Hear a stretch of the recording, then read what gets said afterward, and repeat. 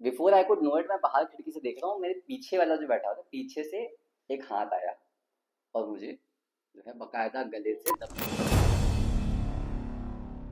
अब यहाँ से मेरी सीट बेल्ट लगी हुई है, इतना जोर है, वो थोड़ा भारी घर का इंसान था, उसने दबोचा तो सांस आनी पड़ी। मेरे सामने ही ग्लव बॉक्स था, ग्लव बॉक्स खोला, वहां से उसने निकाली गन, उसने लगाई गन यहाँ पे, इस वाले ने दूसरा हाथ लाके यहाँ पे लगाया चाकू। गन भी और चाकू भी। तो इसने तो बकायदा दबोच रखा था कि कहीं मतलब हाथ भी ना फट पड़ा भाई, सीट बेल्ट अलग लगी हुई है, वो टाइट है, यहाँ पे उन्होंने चाकू लगा दिया, और मतलब चाकू बकायदा इट वॉट फीलिंग कि it is about to cut या समथिंग, और यहाँ से उन्होंने गन निकाल के and they started shouting give me everything you have और else I will kill you, give me everything you have, पूरा चिल्ला के अपना। अब वहां पे आवाज भी नहीं निकल रही, आप समझ भी नहीं पा रहे कि हुआ क्या अभी, तो just not even a minute ago, 30 second ago I was just looking for houses around.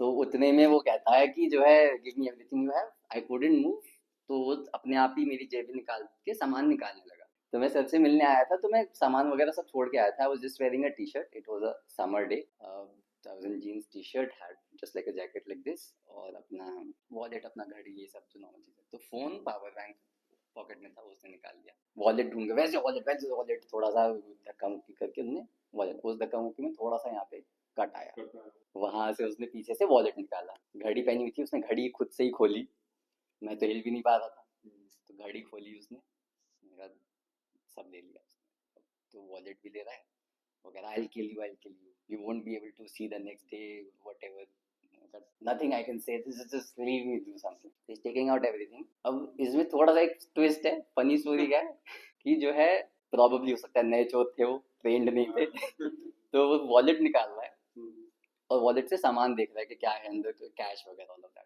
तो मजे की बात मैं उससे बोल रहा हूँ at least leave me $20 for the next taxi मतलब वो बोल रहा है मार दूंगा, और ये बोल रहा है $20 छोड़ दे यार, $20 छोड़ दे यार।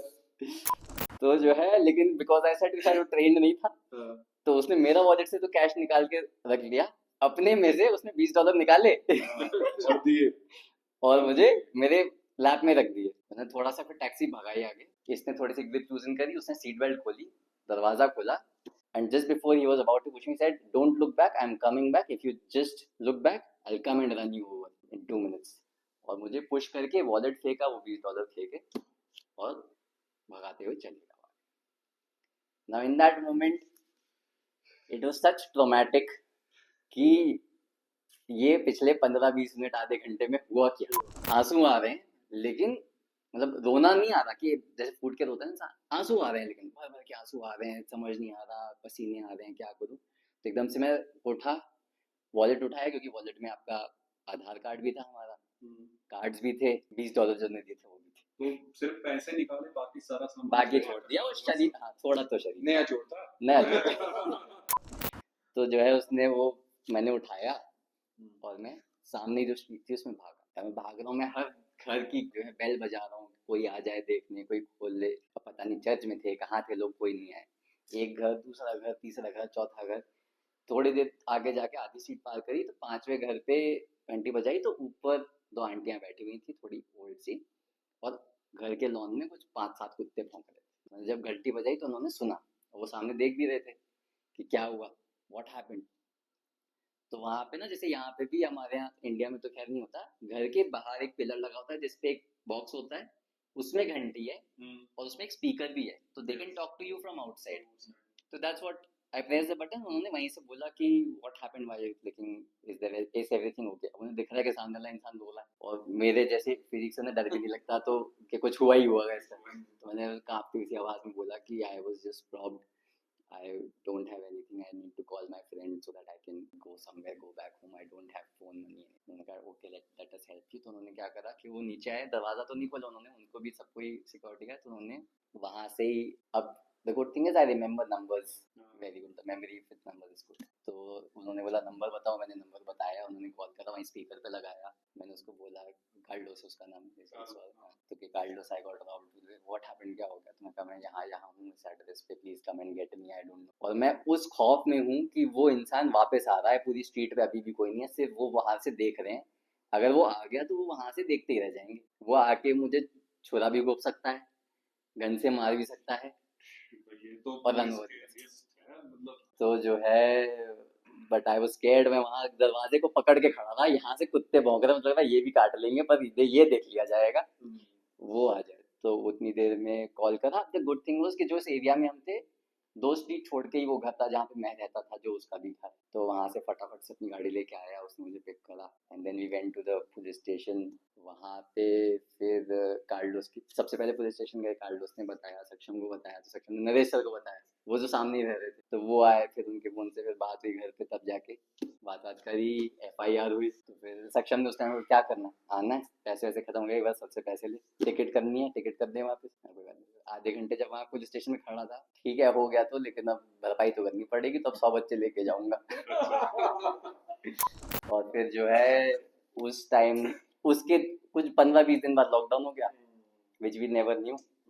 तो that time I had to stay in Namibia for 9 months because of lockdown, could not go out। और सेम थिंग लॉकडाउन है, सारी स्ट्रीट्स बंद है, आपको घर पे रहना है। तो एक 2 बेडरूम हाउस था जिसमें मैं अकेला था, पूरा cut average. I remember 2 months I slept with 2 knives under my pillow. To be honest even today, अगर जैसे मेरे घर पे इन नोएडा, मेरे जो बेड के साइड में अभी भी एक नाइफ रहता है। जब कभी नहीं होता है, 2-4 दिन कभी उठ के देखता हूँ, अगर लगता है तो मैं वापस आके रख लेता हूँ।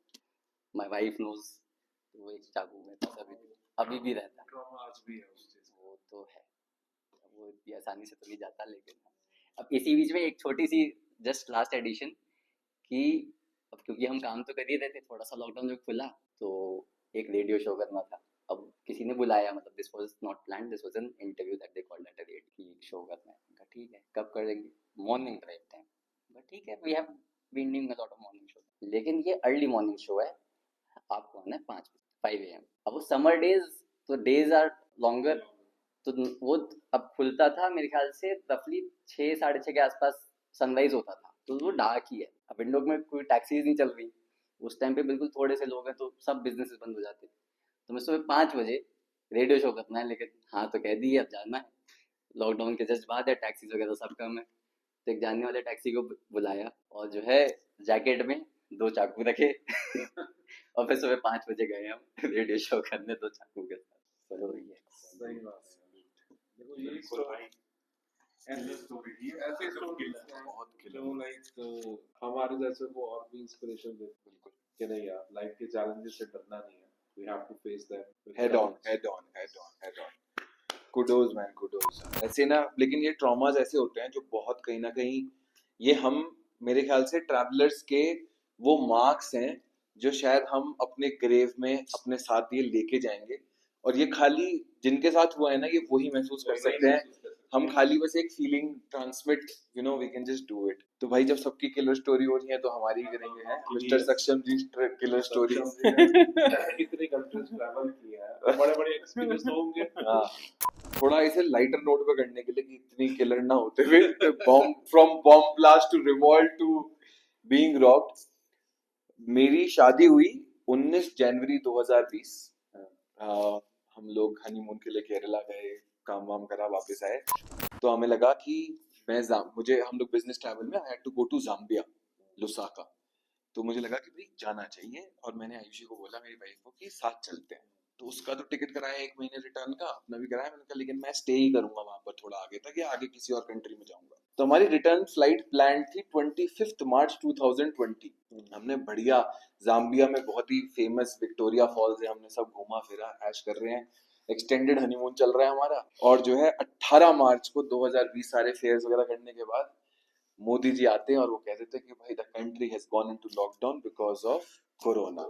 Now the biggest thing happened in that was कि मैं 18 तारीख को, जब ये न्यूज आई, घर से फोन आया कि लॉकडाउन हो रहा है, आप लोग वापस आओ।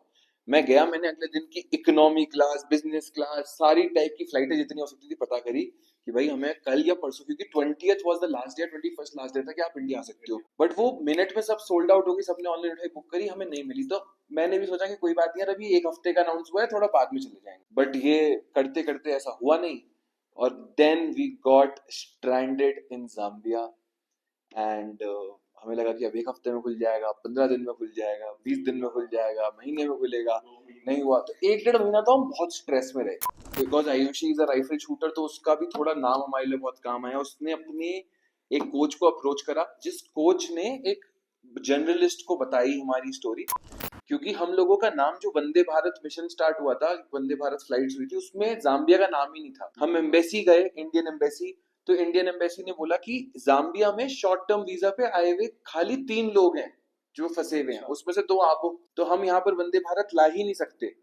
तो मैंने कहा चलिए आप वंदे भारत ला सकते हैं, मेरा वीजा एक्सपायर हो रहा है 3 अप्रैल को, आप हम दोनों का वीजा ही एक्सटेंड कर दीजिए, हम लोग बिजनेस ट्रैवलर्स में थे। Embassy could not help on the visa extension. I had to give at that point approximately $700 each to extend our visas.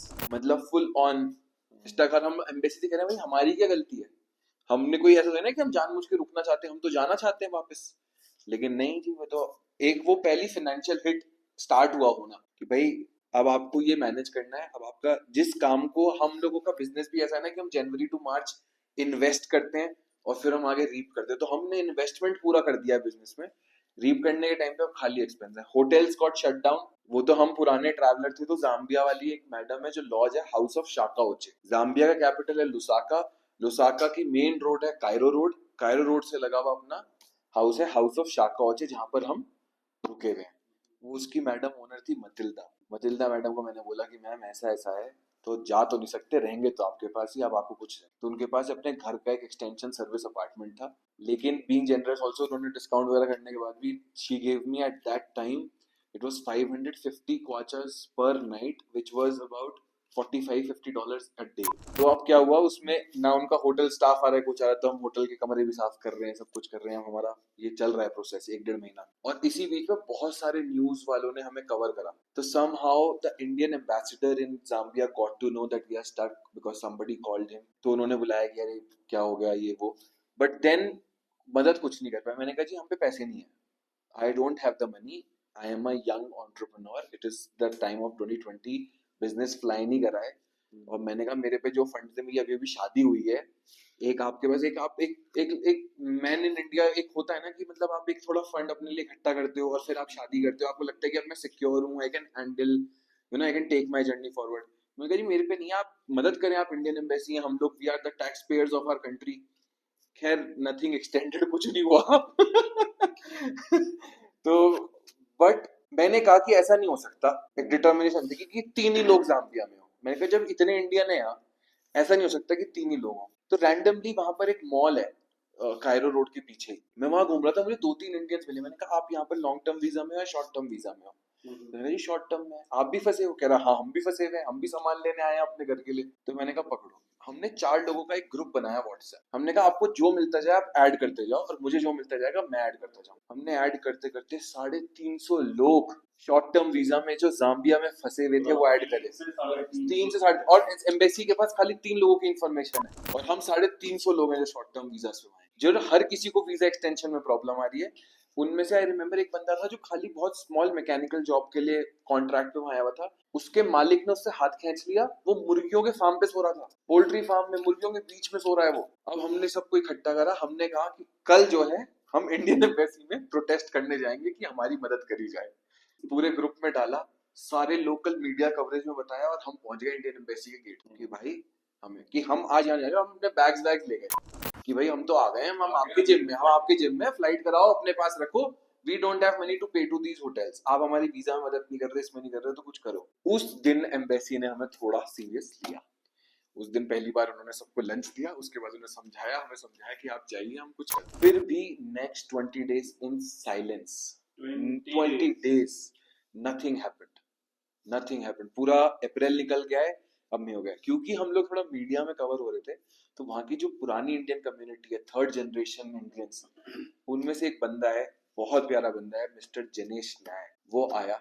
उसने कहा कि ब्रो मैंने आपका ना लुसाका टाइम्स में आर्टिकल पढ़ा है कि आप और आपकी वाइफ यहाँ फंसे, और मैं जो हूँ विक्टोरिया हॉस्पिटल है जाम्बिया में, वो उसका ओनर था। तो उसने कहा आपको कुछ जरूरत है? उसे लगा कि हम लोग बहुत ज्यादा नहीं, हमने कहा देखिए मैनेज कर रहे हैं बट हम कोशिश कर रहे हैं कि चले जाएं। He extended an absolute amount of hospitality to us. उसने अपने में अपने सर्कल में हमें 1 महीना तो उसने इतना मतलब रोज हमें कहीं ना कहीं डिनर पे घर में इनवाइट करना कि हमें घर से दूर फील ना हो। उस दिन समझ में आया कि एक इंडियन कम्युनिटी की पावर कितनी बड़ी है कि हम कहते हैं कि हमारी सारी प्रॉब्लम पॉपुलेशन से है, बट ये हमारी स्ट्रेंथ भी है। तो हम लोगों ने बहुत मजे भी करे, फिर हमने कहा कि यार चलो हम इसको एडवर्सिटी को करते हैं। अब जब कुछ नहीं हो रहा था ना, हमने फिर अपने वही 4 लोग इकट्ठे करे जिन्होंने ग्रुप बनाया था। मैंने कहा भाई हम क्या करते हैं, इथोपियन एयरलाइन से बात करते हैं, we will chart a plane and we will divide the cost, we are too many. हमने इथोपियन एयरलाइंस को मेल करा, प्लेन चार्ट करा, हमने बंदे की पूरी कोटेशन निकाली, पर पर्सन कॉस्ट मात्र $400-500 आ रही थी टिकट की। एम्बेसी को पता लगा, मैं एम्बेसी की कोई बुराई नहीं कर रहा, बहुत अच्छे लोग हैं, वैसे मदद भी करते हैं, लेकिन कहीं ना कहीं से उन्होंने वो वाला कॉन्ट्रैक्ट एक प्राइवेट एजेंट को दे दिया और सेम टिकट जो हमने $400 की पर पर्सन निकाली थी, उन्होंने लोगों को $1500 पर पर्सन में बेची। ₹1.25 लाख। मैंने और अपनी वाइफ की दोनों को मिला के 80,000 में रिटर्न कराई थी, और एक जने की वन वे ₹1.25 लाख। और जो है खैर हम गए, हमने किस तरीके से, वहां पर एक लोकल थे, उन्होंने भी हमारी उस टाइम पे डॉलर अरेंज करने में मदद करी, गए हमने टिकट्स करे। उसके बाद उन्होंने फिर 20 दिन बाद की डेट दी हमें फ्लाइट, तो इट बिकेम 10th जून। तो टोटल 4 महीने स्ट्रैंडेड। फाइनेंशियली आई रिमेम्बर कि करीबन 25-30 लाख रुपए हमारे खर्च हो गए थे, क्योंकि वहां पे एक पार्ले जी का बिस्कुट भी, आपको पता है अफ्रीका में जो इंडिया में 10 रुपए का आता है वहाँ 80 का आता है। यहाँ पर राइस अगर इंडिया में 100 रुपए किलो है तो यहाँ 500 रुपए किलो है, तो इतना महंगा था। अब आप रोज तो बाहर नहीं खा सकते, तो कुछ ना कुछ तो करना है। तो बस इस तरीके से 10 जून को फाइनली जब हम प्लेन में बैठे, भारत माता की जय बोली और जो आए। अब लैंड करते ही एयरपोर्ट पे वहां पर दे दी उन्होंने होटल की लिस्ट, कर दिया 7 दिन होटल में क्वारंटाइन, उसमें भी लिए 40-50 हजार रुपए। तो हमें ना इमोशनली फाइनेंशियली ज्यादा ड्रेन करा कि अगली बार इंसान ट्रैवल करने से डरने लगे। और आप कोरोना में जब दुनिया में ना आपके रिलेटिव्स, आपके आसपास के लोग, आप देख रहे हो कि रोज somebody is going off, मतलब एक वो था कि शमशान भर रहे थे यार। मतलब ऐसा कहाँ होता है कि आपको जगह नहीं मिल रही, और आप ऐसे में घर वालों के लिए सोचो कि बंदा है। मेरी मम्मी कह रही यार, मैं रोज ना गूगल मैप खोल के देखती थी कि काशीपुर से जाम्बिया कितनी दूर है। कि मैंने एक न्यूज में पढ़ा कि कोई बंदा जो है दिल्ली से कोटा चली गई स्कूटी पे अपनी बेटी को लेने, तो मुझे लग रहा था यहाँ पे तो बीच में समुद्र है, मैं कैसे लेके जाऊं स्कूटी। तो वो जो एक गैप है, और मैं हूँ, और फिर हम लोग न्यूली मैरिड हैं, तो इन लॉज भी हैं, तो मतलब it was a financially and emotionally very draining. फिर 7 दिन जिस होटल में रखा, वहां पर उन्होंने टेंट के बेड लगा रखे हैं, उस रूम में कोई ventilation, 7 days in an AC, no human interaction, और आप बस बंद हो। और हम मतलब टेस्टेड हैं, we are tested negative, but लेकिन ऐसा क्राइसिस था कि सबको झेलना था। और बस उसके बाद हम वापस आए। चलो यार, वो भी एक समय था। Covid was a era. I remember मेरी फ्लाइट थी तंजानिया से लेसोथो की, ठीक है। तो मैं और असीम तंजानिया में थे, मार्च की बात है, तो कोविड आने से पहले। तो जी अब 2 दिन बाद की फ्लाइट है, वीजा एक्सपायर हो रहा है। सर जी न्यूज देखी? मैं क्या हो गया? लॉकडाउन क्या था? प्रिटोरिया एयरपोर्ट पे ओमिक्रॉन का सेकंड वायरस है, सेकंड वर्जन। तो जिस एयरपोर्ट पे हमने 2 घंटे बाद लैंड होना था, 2 दिन बाद, तो वहां say that was the AP centre of corona 2, ठीक है। अब जी खड़े पैर सारी टिकटें हमने कैंसिल की, सारा कुछ करा के। I still remember canceling those tickets, getting back to home country, Dubai से लखनऊ, लखनऊ से दिल्ली, दिल्ली से Chandigarh, huge so task। that even like 2 days they costed us lot of things। travel तो चलो कैंसिल हुआ ही हुआ, ठीक है। फ्लाइट्स को कैंसिल करके नई फ्लाइट्स इमीडिएट करने का, खड़े पैर, वो भी एक फ्लाइट नहीं, 2 बंदों की 4 फ्लाइटें। तो कोविड ने तो हाथ खड़े करवा दिए थे एक बार। सही बात है। तो थोड़ा लाइट करते हैं माहौल को, और एक ना छोटा सा क्लिप्स में 30 सेकंड्स में अपने बेस्ट एक्सपीरियंस ही बताते हैं। भाई यार, अफ्रीका तो एकदम मतलब पूरा अफ्रीका ही एकदम ब्यूटीफुल है, बट सबसे अच्छी जो मुझे स्टेबल भी लगती है और एकदम मतलब एक होमली फील आती है, वो तंजानिया। Yes। तो तंजानिया का हमेशा एक्सपीरियंस अच्छा रहा है। ऑल्दो मेरा जब मैं पहली बार तंजानिया गया था तो मेरा ना फोन भी चोरी हुआ था उस साल में पहली बार। तो भाई मजे की बात ये है कि हम गाड़ी में बैठे हैं, तो मैं 30 सेकंड से ज्यादा ले रहा हूँ इसमें, बट हम गाड़ी में, मैं फ्रंट सीट पे बैठा हूँ, शीशा इतना खुला है, मैं फोन चला रहा हूँ, पीछे मेरे साथ रोशन और अर्पित बैठा है, अर्पित LP1। तो वो पीछे लैपटॉप बैग है उसके भी, मेरा भी आगे है लैपटॉप बैग। मेरा फोन ऐसे किसने ऐसे हाथ मारा और निकल गया। मैं 2 सेकंड के लिए ना देख रहा हूँ ऐसे क्या हो गया। 2 सेकंड बाद मेरा प्रोसेसर चला, मैंने दरवाजा खोला, बैग सारा उधर ही छोड़ के मैं उसके पीछे भागा, और इधर से पीछे से भागा रोशन भी, और 3 लैपटॉप है गाड़ी में। और अर्पित को जल्द से ख्याल है भाई वो एक फोन के चक्कर में 3 लैपटॉप में चला जाए, अर्पित वापस बैठा उसी। तो बट अदरवाइज वो कंट्री एकदम मतलब ब्यूटीफुल है, वहाँ पे एकदम होमली फील भी आता है और सेफ भी है। वो चोरी थोड़ी मोटी मतलब छोटी मोटी चोरियां तो हर कहीं होती है, बट वो अपनी भी गलती थी कि शीशा खुला रख के एकदम ट्रैफिक बंद है तो आप फोन वोन चलाओगे, बट अदरवाइज अफ्रीका में सबसे one of the best countries. भाई आपकी फेवरेट ट्रैवल डेस्टिनेशन कौन सी रही है? यार देखो ट्रैवल तो बहुत किया है, ठीक है, from east to west, north to south, but तुमको ना आज भी लाइक एक ऐसी जगह जहाँ जाके मन का सुकून मिलता है, वो है भूटान। तो जब मर्जी चले जाओ ना तुम सुकून में बैठते हो। एक ऐसी कंट्री जिसका GNH ग्रॉस नेशनल हैप्पीनेस भयंकर है जी। वो लोग आपकी वेल्थ को कैसे मानते हैं? GNH। मतलब अदर कंट्री जीडीपी करती है, वो वो GNH happiness इंडेक्स करती है। तो इकलौती कंट्री है, तो वहां जाके लाइक जो आपको एक होमली फीलिंग आती है ना, और क्योंकि आप इतने सालों से जा रहे हो तो वो कम्युनिटी जानती है, तो अब तो गवर्नमेंट ऑफिशियल भी कहते हैं भाई साहब तो यही की वो ले ले सिटीजनशिप। ठीक है, but otherwise yes, one of a beautiful country to travel is Bhutan. चाहे फैमिली को लेके जाओ, जिसको मर्जी लेके जाओ, ठीक है। देखो डेवलप्ड नेशंस में जाना definitely you will get fascinated कि ठीक है जी बहुत अच्छा है, इंफ्रा सारा कुछ है, पर जो होमली फील आता है ना, अब ऑस्ट्रेलिया रहे हो 5 बजे के बाद 6 बजे के बाद अगर तो आपका सर्कल है, you are good, otherwise you are in your home, so in four walls. But जहाँ पे आपकी कम्युनिटी है, close knit community, you enjoy the moments. और मजा तब आता है जब सारे अपनी भाई लोग पहुंचे होते हैं फेयर के टाइम पे, तो क्या दिन क्या रात कुछ नहीं पता चलता। तो इवन भूटानीज लोग भी इतना एंजॉय करते हैं ना साथ में। So yes, Bhutan is one of my first preferred destination. इनकी प्रेफर्ड डेस्टिनेशन सस्ती भी है, इंडिया से बहुत पास है, और विराट कोहली की भी फेवरेट है। और वीजा भी नहीं लगता। बिल्कुल बिल्कुल बिल्कुल, बहुत बढ़िया। तो भाई मेरी फेवरेट ट्रैवल डेस्टिनेशन है जो मुझे सबसे अच्छी लगी आज तक, वो है अर्जेंटीना। मैं अर्जेंटीना गया था, तो वहां पर उसका सबसे बेस्ट जगह है कोर्डोबा। एक शहर है, मैं 2.5 महीने उस शहर में रहा हूँ। मतलब क्या स्ट्रीट है, बकायदा वो जो मनी हाइस्ट में आपका जो बेला चाव वाली फीलिंग, आपको लगता है ना कि बिल्कुल आप बिल्कुल मेन स्ट्रीट में घूम रहे हो और दो बेले डांस कर रहे हैं और टैंगो हो रहा है। तो मतलब कोर्डोबा में ना, मतलब that is the aura of that street. आप वॉक कर रहे हो, there is a instrument playing, मतलब इट्स ब्यूटीफुल। आप इमेजिन करो कि पूरी रोड बिल्कुल क्लीन, हर तरफ से पेड़, nicely built houses, wonderful people, there is a music playing somewhere, a tango dance happening. So I love Argentina, और मैं चाहूंगा कि दोबारा मैं इतना कमा सकूं कि मैं पूरा ट्रूप को लेके अर्जेंटीना चलते हैं। डेस्टिनेशन सबकी अर्जेंटीना परफेक्ट। सो एक प्रतीक भाई से पूछे नमीबिया।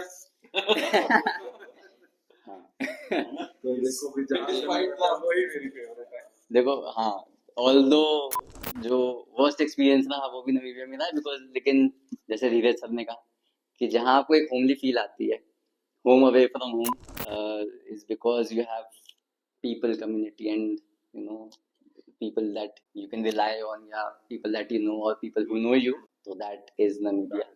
वहाँ पे plus it's a very beautiful country, बहुत सारे desert, there's an ocean, all of that, lively streets, same Independence Avenue is also very lively, but the people especially are very nice. So Except few.